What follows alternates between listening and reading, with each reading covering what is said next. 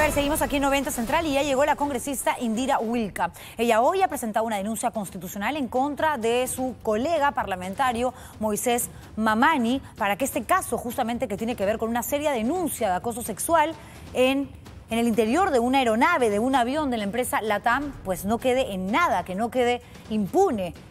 Nos va a hablar de eso, por supuesto, y demás. Gracias por venir, congresista. Gracias, Juliana. Buenas noches. Efectivamente, para nosotras, y hablo en plural porque ha sido una moción o una acusación que, si bien es cierto, he promovido, ha sido suscrita por varias parlamentarias y también el congresista Alberto de Belaunde, era fundamental que este tema no quede relegado simplemente a una anécdota, ¿no? Yo creo que lo peor que podemos hacer como mensaje desde el Congreso ante una situación generalizada de violencia contra las mujeres que ya no sabemos qué más hacer para indignarnos, ¿no? Es terrible lo que se está viviendo y dar este mensaje aún peor de que el Parlamento es, en primer lugar, uno de los principales promotores de la impunidad. No podía simplemente permitirnos que se hiciera la denuncia penal y se haga la investigación a nivel de la Fiscalía, se haga una denuncia en ética que tiene que ver sobre todo con una, digamos, valoración de la conducta y de la imagen del Congreso, pero que no se sancione, digamos, de manera política el hecho mismo, ¿no es cierto?, de haber infringido algo tan fundamental como el conjunto de normas que en nuestro país justamente garantizan que las mujeres vivamos libres de violencia. Entonces, además, aquí específicamente no se trata solamente de un mal actuar, de un proceder incorrecto que tiene que ser revisado en la Comisión de Ética. Acá estamos hablando de una nueva norma que ustedes en el Parlamento han creado para que el hostigamiento, el acoso, también sean penados, todas las formas de violencia sexual, porque exactamente. En nuestro país todavía hay esta idea, ¿no es cierto?, de que la violencia sexual está asociada a la violación sexual. Incluso los casos de violación sexual ni siquiera son a veces sancionados. Hemos conocido este caso terrible de esta jovencita del colegio Markham, ¿no es cierto? Que no pasa nada. El fiscal decide archivar la denuncia simplemente porque en la manifestación de ella y en el examen y la evaluación que le hacen, claro, no encuentran huellas físicas producto de la violación. Entonces, como si el hecho de no quedar marcada por esa forma de violencia fuera suficiente para decir entonces no hubo ningún acto forzado o contra su consentimiento. Entonces, si este caso no hubiese tenido como protagonista a un alumno de uno de los colegios más caros de Lima, seguramente estaría preso. Ni siquiera, exactamente. Bueno, entonces, menor de edad no se puede. Si hablamos, mira, en casos de violencia sexual con este nivel de impunidad, imagínate las otras formas de agresión sexual como son los tocamientos.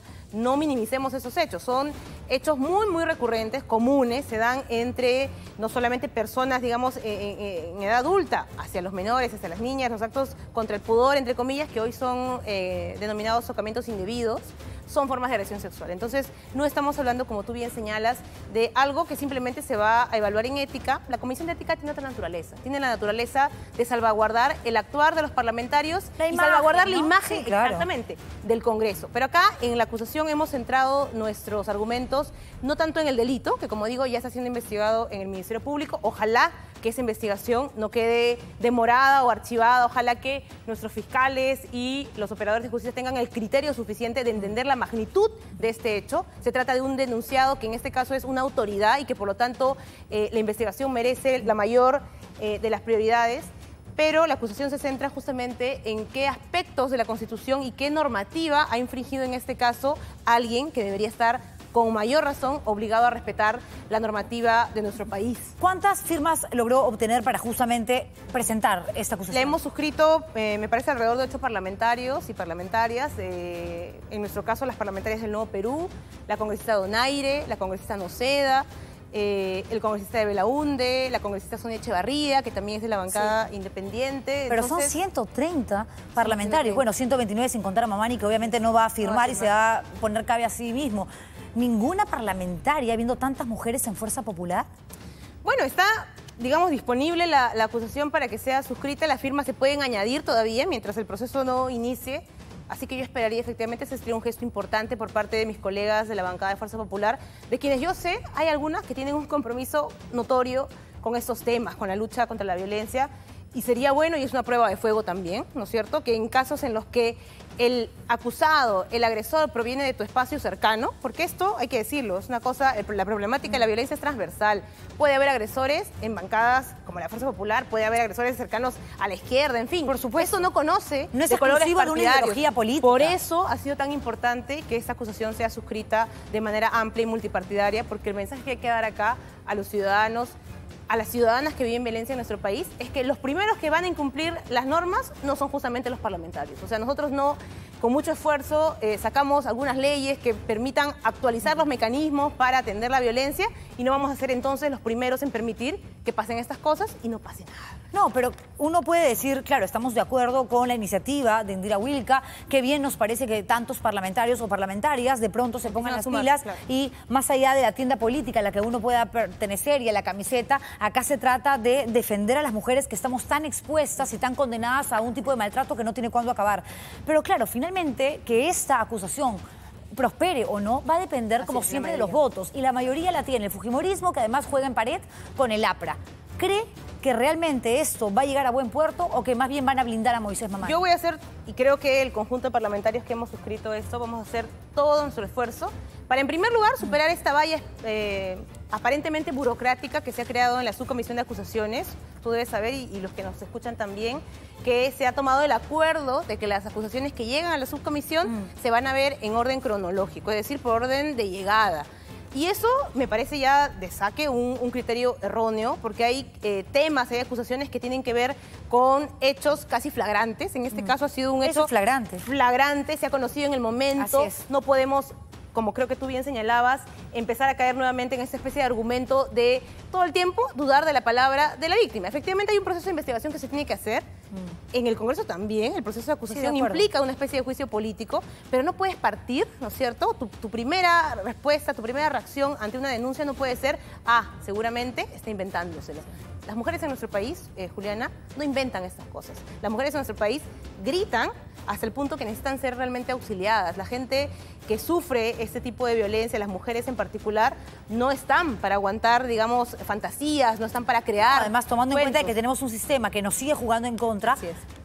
Y nadie lo primero se puede imaginar que una mujer va a salir a mentir para hacerle daño al novio, al marido, a un congresista. Y que va a comprometer además a la empresa en la que trabaja, que va a comprometer a los pasajeros que seguramente... Y que una empresa tan grande, además, que opera principalmente en el Perú, no va a exponer todo lo que económicamente representa nuestro país para defender a una de sus tripulantes que de repente es una mitómana. Es absurdo por donde se le mire. Entonces, creo que es fundamental hacer todo el esfuerzo para que este primer obstáculo en la subcomisión de aparentemente solamente tratar los casos por orden de llegada sea modificado. Porque acá estamos ante un hecho flagrante. No puedes tú tener una situación como esta y ser tolerada en el Parlamento como si nada y decir, bueno, espera tu tiempo, toma tu ticket y ya lo resolveremos cuando Deja tu currículum que yo te llamo. Perdóname, no es así. Entonces, vamos a hacer todo lo posible. La siguiente sesión de la subcomisión, yo misma trataré de estar. Tenemos un congresista de nuestra bancada que también es miembro de esta subcomisión y plantearemos que sea, digamos, acogida y puesta en agenda con prioridad, con preocupación, Juliana, porque acá lo que hemos visto de manera persistente es esta especie de blindaje que se hace con algunos miembros de la bancada mayoritaria por razones políticas. Ese no es un tema político, partidario. Lo que sí es un tema político es lo que está sucediendo con Alan García, ¿no? Él continúa en la casa del embajador uruguayo esperando, no sabemos cuánto tiempo esto puede demorar, a que este país le dé luz verde y que pueda asilarse. 3 parlamentarios del Frente Amplio ya están en Uruguay. ¿Considera que era necesario este viaje? Porque a nivel legislativo, en realidad, este asunto ni siquiera se va a tocar, más allá de las opiniones que puedan generar en algunos parlamentarios peruanos y uruguayos. ¿Cree que realmente se justifica el hecho de que hayan viajado? Mira, yo creo que la propuesta de que un conjunto de ciudadanos, de personalidades o instituciones puedan viajar a Uruguay, no para incidir efectivamente, como tú señalas, sobre el gobierno, que tiene que tomar una decisión no sobre lo que le digan personas externas, sino sobre la información que le va a llegar desde el gobierno de manera oficial. La Cancillería ya ha enviado esa nota diplomática con la información formal del caso del señor García, y esa es la información que el gobierno uruguayo tomará en cuenta para decidirse.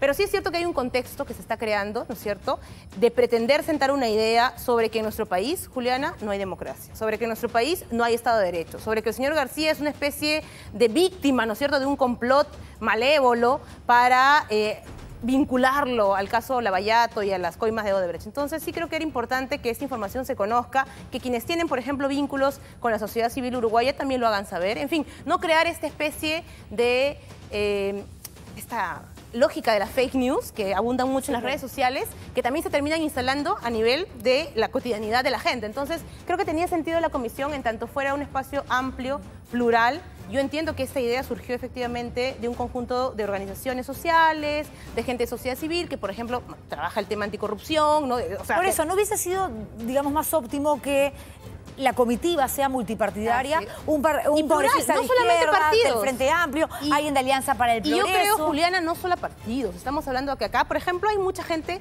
especialista en Derecho Internacional, especialista en el tema, en el caso de Lavallato. En fin, gente académica, ¿no es cierto?, que conoce perfectamente los mecanismos de la corrupción de Odebrecht y cómo se han desarrollado en el Perú, que pudieron haber intercambiado con gente también de la sociedad civil uruguaya. Entonces, creo que la idea y lo más útil hubiera sido una comisión de esa naturaleza, con gente de partidos, pero también con gente de sociedad civil. Y gente de diferentes posturas ideológicas, ¿no? Así Políticas. Alguien de izquierda, alguien de derecha, alguien de centro-derecha. Gente para que independiente. no parezca que efectivamente hay un grupo de personas que quieren boicotear a Alan García porque no estaríamos haciendo más que alimentar justamente el discurso que él tiene de que es un perseguido. Y que además, Juliana, no sería representativo de efectivamente el nivel de posicionamiento que hay sobre este tema. Yo creo que como en pocos casos, el caso de Alan García genera un nivel no de rechazo, porque creo que hay algunos voceros apristas que hablan de una especie de campaña. No hay una campaña. Lo que hay es una especie de consenso transversal en la sociedad peruana de que el señor García tiene que ser investigado como cualquier otro ciudadano, como cualquier otra persona, y más alguien que ha ocupado un cargo tan importante como el de ser el gobernante de nuestro país, tiene que ser investigado. Entonces, esa misma expresión de la ciudadanía peruana, que como digo, no es solamente la izquierda, o sea, hay gente, en fin, apartidaria, política, que dice: no permitamos la impunidad, que una persona sea investigado con todas las normas del debido proceso, con todas las garantías de ley, pero que sea investigado y que no vuelva a pasar esto mismo que se ha también mencionado en el caso del señor García, de que él apeló a esta salida que tuvo que hacer durante la dictadura para esperar que algunos de los delitos que él estaba investigado prescriban. Entonces yo creo que eso hubiera sido el sentido de esta comisión. Por eso me parece que tal vez no va a tener el efecto deseado. Pero es una comisión que llega además en representación de un Congreso peruano donde hace algunos días el informe final de la Comisión Lavallato no lo incluye. O sea, cualquier parlamentario puede decirle: ah, ustedes vienen del Congreso peruano, ya. Pero acá tenemos el informe, nosotros hemos accedido a una copia. El señor Alan García ni la señora Keiko Fujimori aparecen aquí.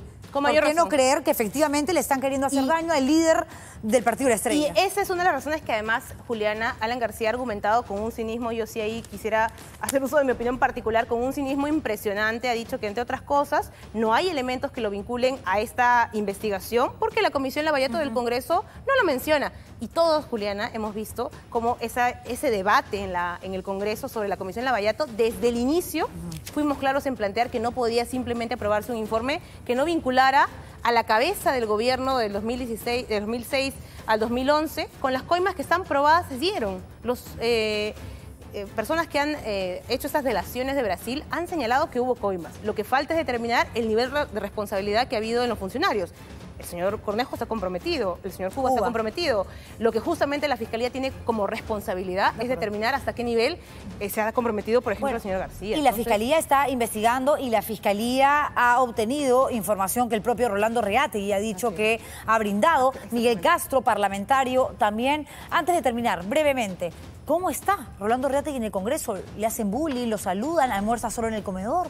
Bueno, he tenido la oportunidad de verlo simplemente a la distancia. O sea, hoy día hemos tenido pleno en el Congreso, así que hemos estado la mayoría de parlamentarios.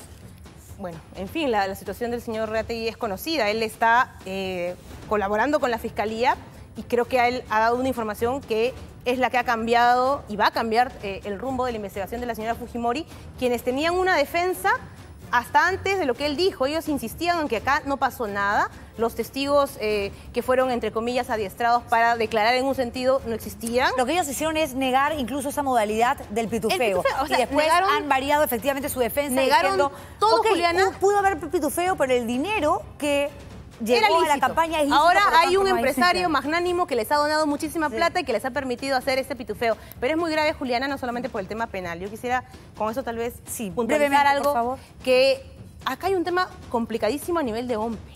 Porque algo que el fujimorismo ha repetido constantemente en el Parlamento es que ellos han entregado siempre sus informes de campaña, que OMPE nunca observó sus informes de campaña. Entonces acá es clarísimo que hay que hacer también una evaluación dentro de la OMPE, cómo hay funcionarios de OMPE, Juliana, que por mucho tiempo validaron esos informes. Entonces, claro, eso se vincula a una intención y creo que ese es el punto central de lo que se va a aprobar en materia del delito de financiamiento de partidos. Ojo, hay una propuesta que ya ha sido aprobada en la Comisión de Justicia que nosotros no hemos respaldado, que lo que pretende es hacer que no sea investigada el delito de financiamiento ilegal mientras la OMPE no dé un visto bueno a la Fiscalía. No es un delito hasta ahora, desgraciadamente. Se va a hacer el delito, pero lo que pretenden es que OMPE sea la que te dé el visto bueno a la Fiscalía. Eso es inaceptable. La Fiscalía tiene que ser la primera en investigar y no permitamos que se intente otra vez generar estos mecanismos para evadir a la justicia. Muchas gracias, congresista Indira Wilca, por haber estado con nosotros y hablando.